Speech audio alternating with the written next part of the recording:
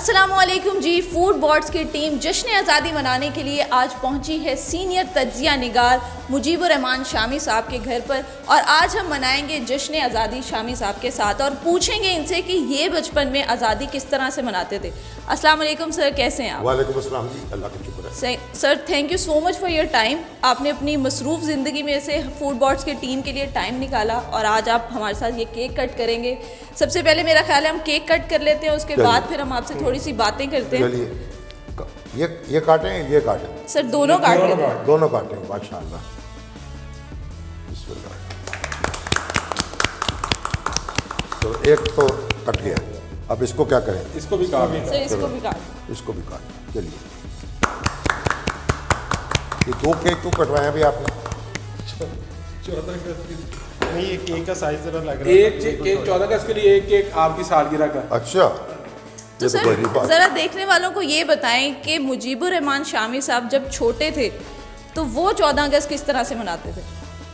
जब छोटे थे तो 14 अगस्त ऐसे मनाते थे कि स्कूल में जमा होते थे और घर से जाते थे। तकरीब होती थी, घर से जाते थे, तो छुट्टी होती थी, लेकिन छुट्टी ऐसी नहीं होती कि स्कूल बंद हो।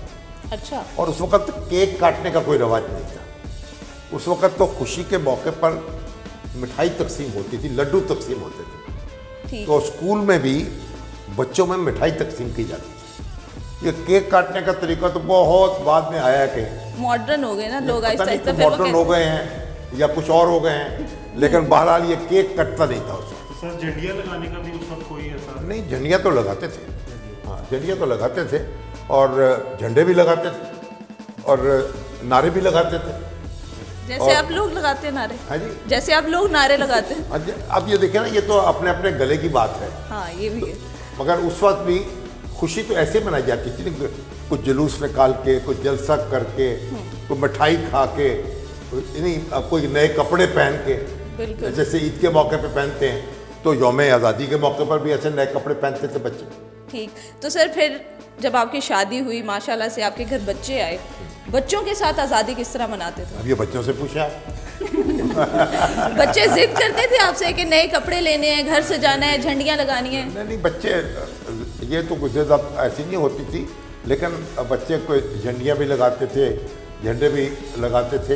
एक ज़ौक़ शौक़ था जैसे मगर उसमें ऐसा मैंने देखा कि स्कूलों में एक्टिविटी कम हो गई है पहले की निस्बत। अब छुट्टी होती है, छुट्टी हो जाती है बस। पहले ऐसा नहीं होता था, स्कूल में जमा होते थे, वहाँ मिठाई तकसीम होती थी, वहाँ टीचर्स तकरीरें करते थे, कुछ जो स्टूडेंट्स थे वो भी तकरीरें करते थे, कुछ प्रोग्राम पेश करते थे, छोटा मोटा ड्रामा भी बाज़ हो जाता था। तो इस तरह की चीज़ें होती थी। तो अब उस तरह नहीं हो रही। ठीक है सर, हम जो नगमे हैं, हमारे वतन के नगमे, वो हम बचपन से सुनते आ रहे हैं और हर साल नए नगमे भी आते रहते हैं। आपका कोई एक फेवरेट नगमा? असल में ये जो नगमे हैं, ये भी 1965 की जंग के बाद ज़्यादा वजूद में आए। सही। उससे पहले तो बस ये तराना ही था, पाक सरज़मीन शाद पाक, और या फिर वो फिल्म जो थी, एक बेदारी फिल्म आई थी, उसके थे कायदे आज़म तेरा एहसान है तेरा एहसान, यूं दी हमें आज़ादी की दुनिया हुई हैरान। हाँ, तो बड़ा एक पॉपुलर था। फिर आए मरते मुझाए जाग जरा वक्त शहादत आया, तो ये तराने। लेकिन जब 1965 की जंग शुरू हुई ना, फिर तराने बने खटाखट, सैकड़ों की तादाद में, बल्कि हज़ारों अब तो तराने बन चुके हैं। अब तो तराने जो हैं बाकायदा एक बनते हैं और लोगों को पेश किए जाते हैं, हर साल नए से नया तराना आता है।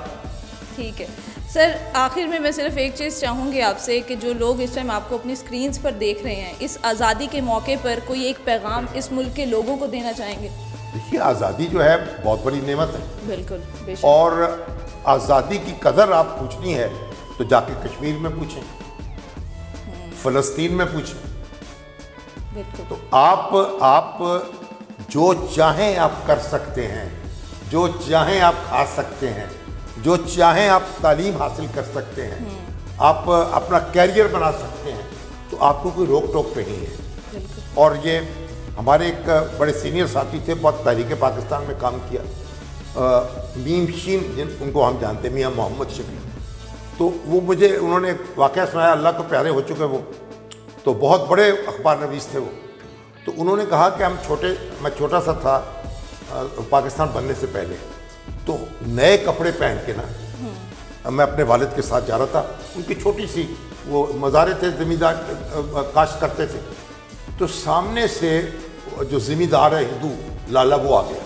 अच्छा। तो मेरे वालिद ने मिट्टी पकड़ के ना ज़मीन से उठा के फ़ौरन मेरे कपड़ों पे मलनी शुरू कर दी। मैंने कहा अब्बा ये क्या कर रहा है, ये क्या कर रहा है, मेरे कपड़े गंदे हो जाएंगे।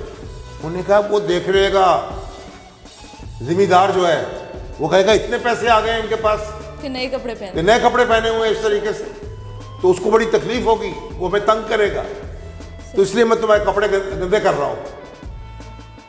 तो आज़ादी जो है वो बजाते खुद एक नेमत है, आप उसमें आप एंजॉय करते हैं।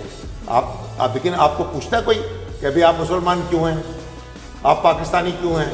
आप इंडिया में जाके पूछें, इंडिया में जाके देखें, वहाँ ये भी बात पूछते हैं आपसे, आपने गाय कैसे काट ली है, आपने ये कुर्बानी कैसे कर दी है, आपने यहाँ नमाज कैसे पढ़ ली है, आप मुसलमान कैसे हैं यहाँ?